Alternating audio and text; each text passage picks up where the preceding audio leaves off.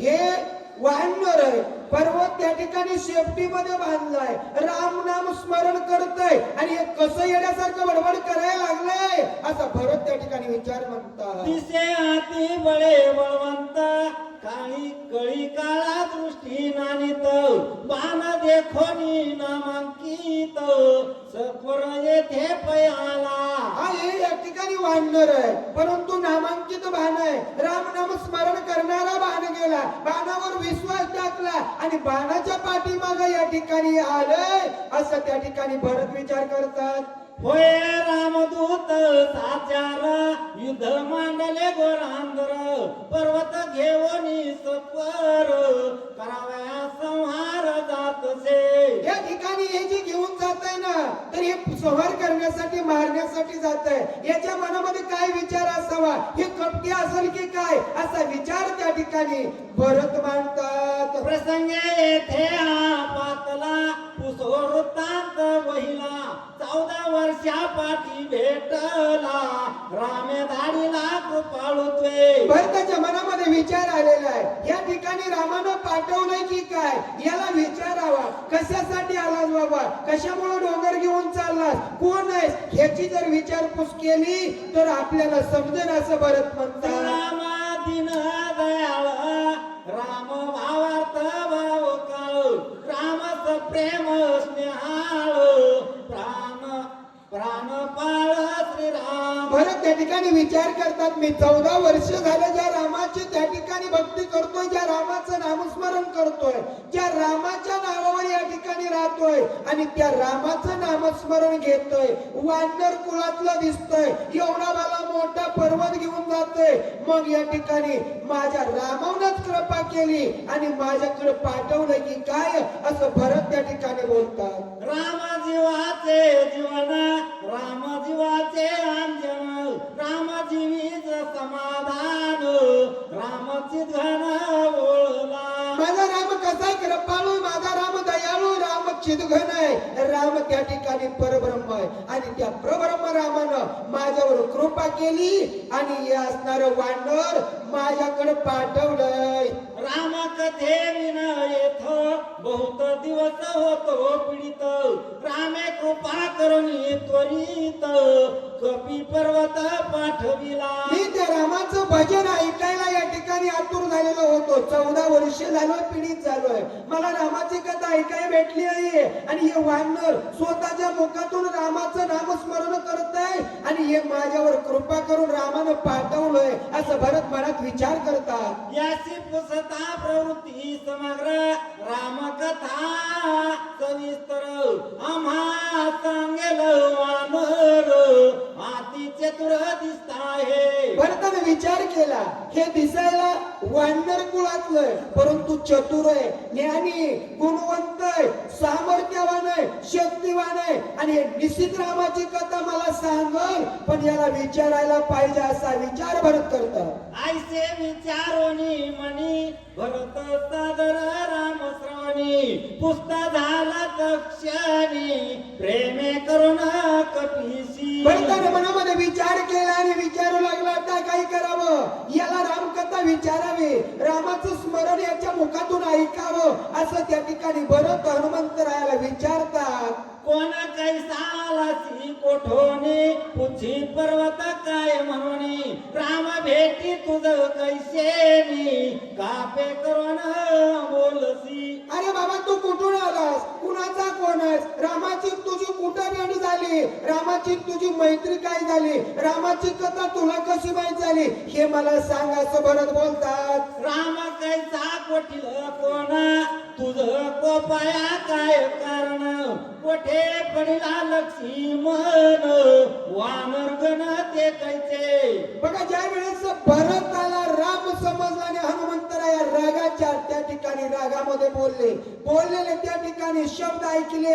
भरत म्हणले, बाबा कुठून आलास, कशामुळे आलास आणि रामाचं आणि रावणाचं युद्ध झालं, लक्ष्मण कुठं पडलाय, हे काय झालंय ह्याची कथा मला सांग असं भरत त्या ठिकाणी विचारतात. कायचा विभीषण अंगत कोठे रावणाशी झुंज होत लक्ष्मण केवी झाला मूर्छित कोण हे तू उदासी. या ठिकाणी येण्याचं कारण काय?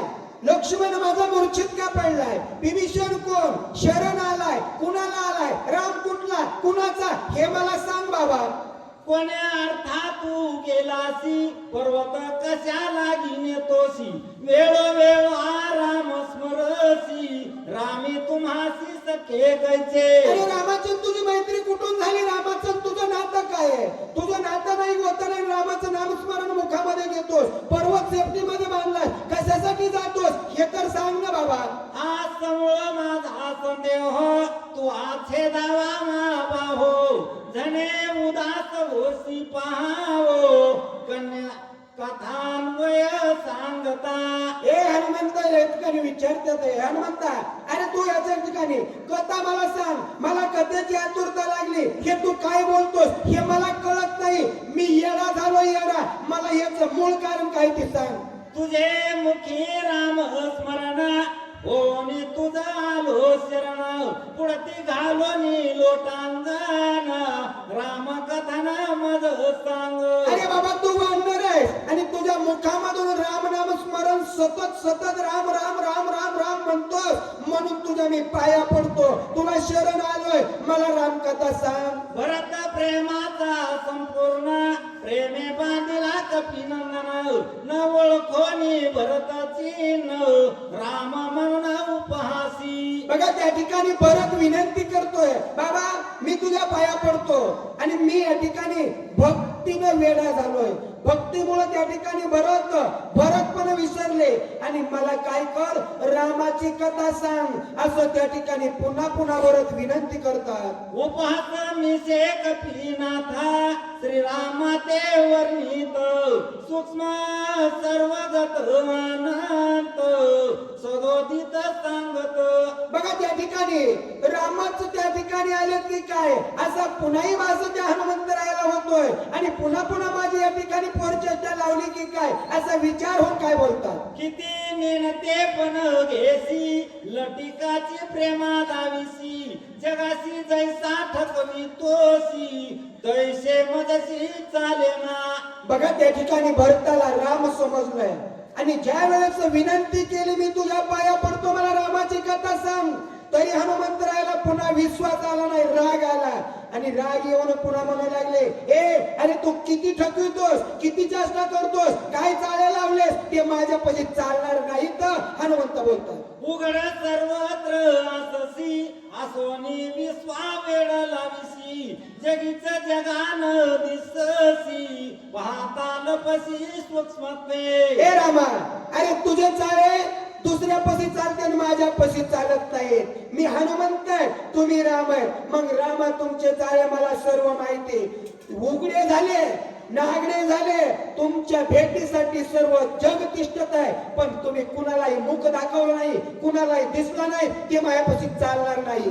जे जे पाहावा निघाले, ते ते उघडे नागवले, नागवे हळहळीत केले, हिंडविले दिगंतरी. अरे दिगंतरी सर्व जगामध्ये हिंडवलंस, मग त्या ठिकाणी कुणी पांढरे कपडे नेसतंय, कुणी भगवे नेसतंय, कुणी उघडेच नागडे त्या ठिकाणी हिंडतात, का तर देवाची भेट घ्यायची, पण देवा कुणालाही भेटला नाहीस, असले चाले माझ्यापाशी चालत नाही. एकी अन्नाची वर्जिले, एक पाला खाऊ लागले, एकी तृण रस सेविले, पाहू लागले तुझ लागी. हे रामा अरे तुझ्या भेटीसाठी उपवास केले, उपवास, कोणी फक्त त्या ठिकाणी फक्त पाणी प्राशन करतोय, कुणी अन्नाचा त्याग केलाय, कुणी झाडाचा पाला त्या ठिकाणी फक्त पितय, आणि तुझ्या भेटीसाठी एवढं करते, पण त्यांना पण तू भेट दिली नाहीस, असं त्या ठिकाणी बोलतात. एका माथा जटा भार, एकी वळविले शरीर, एकी सेविते उदक मात्र, एकी निरहे सांडिले. हे रामा अरे तुझ्या भेटीसाठी कुणी जटा वाढवल्यात, कुणी त्या ठिकाणी झुंटू बांधले, कुणी उघडे झाले, पण कुणालाही तू भेटलेला नाहीस, असं त्या ठिकाणी हनुमंताला बोलतात. एक झाले वल्कलांबर, एक चर्माकार गणपर, एक तृणाचे शेजार, एक सविस्तर नख केस. बघा त्या ठिकाणी कुणी नखाच्या चोंबळी वाढल्या, कुणी त्या ठिकाणी केसाचे केस वाढवले, पण रामा तुम्हाला भेटीसाठी सर्व केलं पण तुमची भेट अगम्य झाली, कुणालाही भेटत नाही. मग त्या ठिकाणी देव काय बाजारचा भाजपाला नाही, तसं रामा तुम्ही कुणालाही भेटत नाही पण माझ्यापाशी तुमचं हे काही चालणार नाही. एक झाले जी बोडखे दंडी मुंडी भगवे सुडके एकी वेढीले फडके एकी बोलके अति चतुर.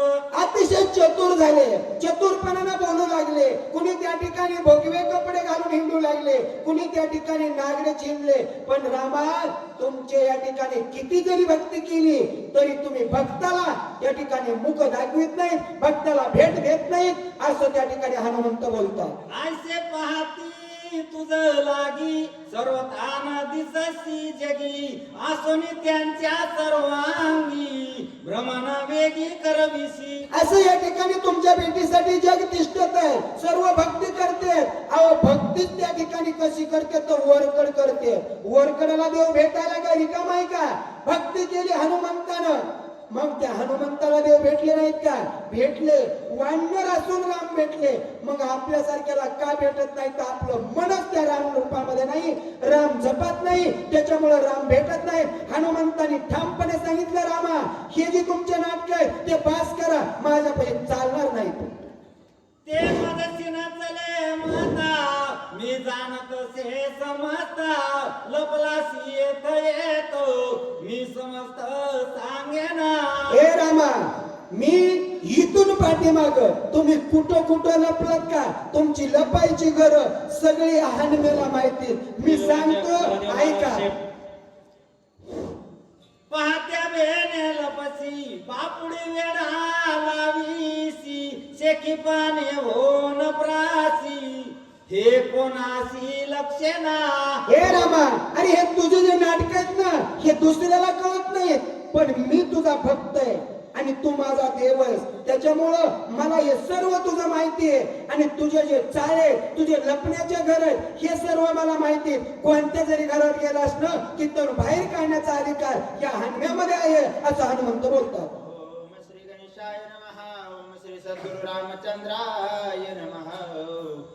निर्धारे माग काढिता वेळ न लगे जळी बुडता मत्स्यायसा तळपता लाज सर्वता सेना. हे रामा अरे तुला कसलीच लाज नाही, बिन लाजासारखा वागतोस म्हणले. तू ज्या वेळेस लपाईचा विचार केलास मग मत्स्याचं रूप घेतलंस माशाचं, मग पाण्यामध्ये जाऊन लपलास, पण ते पण त्या ठिकाणी मला माहिती असं त्या ठिकाणी हनुमंत बोलतो. धरिता येते रूप आणि कचे धरित हात पाय पोटे घालून तेत पाठी करीत आती. अरे भक्तानं ओळखलं माशाचं रूप धरलेलं, भक्तानी ओळखल्याबरोबर तुझे काही नाटक साधे नाही, तू काही साधा नाहीस. तू काय केलंस लगेच माशाचं रूप पलटिलंस, कासवाचं रूप धरलंस आणि हातन पाय लगेच पोटात घालून घेतलेस. हे नाटक सर्व मला माहिती आहे. पाठीवरी ओळखी न देशी तरी येते धरिता निर्धारी रूपांतरी लपतो. अरे बाबा लपण्याचे तुझे हे निर्धार कसे येतं? हात पाय पोटामध्ये घालून घेतलेस, कशाचाच विचार केला नाही, कुणाला तू ओळख देत नाहीस, असले तुझे रूप आहेत. धावता मागेसी भेने भेने सुकर होसी वेगे दाती भोय धरेसी करुणा भागेसी आणि बार. हे रामा अरे बाबा हे सोडस, पुन्हा कासवाचं सोडस आणि भेने भेने सुकर झालास डुकर झालास आणि हे इतके नाटक तुझ्या हातातही भास कर असं हनुमंत बोलतो. ओळखीता निर्धारी जाबडे पसरुणी भारी गुरु गुरु करीसी खांबा भितरी नरणा केसरी होऊन. अरे सुकर झालास आणि सुकर होऊन पुढे पळू लागलास, ते बी रूप भक्तानी ओळखलं. भक्त ऐसे जाना जे देही उदास, त्या भक्ताला फक्त देवा तू ओळखू येतोस. आणि मग लगेच काय केलं, रूप पालटिलंस आणि नरसिंहाचा अवतार त्या ठिकाणी घेतलास आणि खांबामधून गुर गुर गुर करू लागलास असं त्या ठिकाणी हनुमंत बोलतात. तिकट भारी हाते धरुणी अंगाभरी उदर चिरुणी नकाग्री करीसी बोहरी पाहत्यांची. बघा त्या ठिकाणी तू काय केलास, नरसिंह अवतार घेतलास, नकानं मारलोस. मग वरदान कसं होतं हिरण्यकश्यपूचं, मग त्या वरदानाप्रमाणे देवाला अवतार घ्यावा लागला. सजीव बी नसावा निर्जीव बी नसावा शस्त्र. मग नख जे आहे ते सजीव बी नाही निर्जीव नाही. सजीव जर म्हणावं तर कापलं तर त्याचं रक्त निघत नाही, त्याला दुःख होत नाही. आणि निर्जीव म्हणावं तर वाढतोय. मग तू मला या ठिकाणी रात्रीचं बी नाही दिवसाचं बी नाही, मग असे औचित्य साधलं आणि त्यानं त्या ठिकाणी तू त्या ठिकाणी ठिकाणी कार्य केलं. हे रूप सर्व मला माहिती आहे, असं हनुमंत बोलतात. निर्धारिता निष्ठंक होसी बापुडा भिकारी रंक दिन कोपज होऊन देख बळे पासी भिक माग. अरे बाबा, हे जे नरसिंहाचं रूप धरलंस आणि नरसिंहाचं रूप धरल्यावर वळकीला भक्तांनी कसं वळकीलं, हे काही साध्या सुध्याचं काम नाही. निश्चित अवतारी दिसतंय तेव्हा हे हिरण्यक्ष फुला मारलंय म्हणून वळकिल्याबरोबर लगेच रूप पालटिलं. फटुकड्याचं रूप घेतलंस, बळीच्या दारात भीक मागायला गेलास. हे नाटक भास्कर बाबा रामा. राजा चतुर भारी तेने ओळखोनी निर्धारी धरुणी द्वारपाळ करी अद्याप बरे तेष्टत. बळीराजा चतुर आहे आणि बळीराजानं तुला ओळखीलं आणि ओळखील्यावर दुसऱ्यासारखं त्यानं पळून जाऊ दिलं नाही. तुला धरलं आणि त्याच्या दारामध्ये द्वारपाल म्हणून तुला काम करावं लागलं. जुने लपता लगडे सबडे मागणे सांडिती मागाडे मगा फुले मायेचे मळे निजनी वाडे काढीसी. ए बाबा, अरे हे जे तुझे रूप आहेत ना, हे किती रूप बदलायचे, तुझे किती जरी रूप जरी त्या ठिकाणी बदललेस ना तरी माझ्यापाशी चालणार नाही. मग तू काय केलं, बळीच्या दारात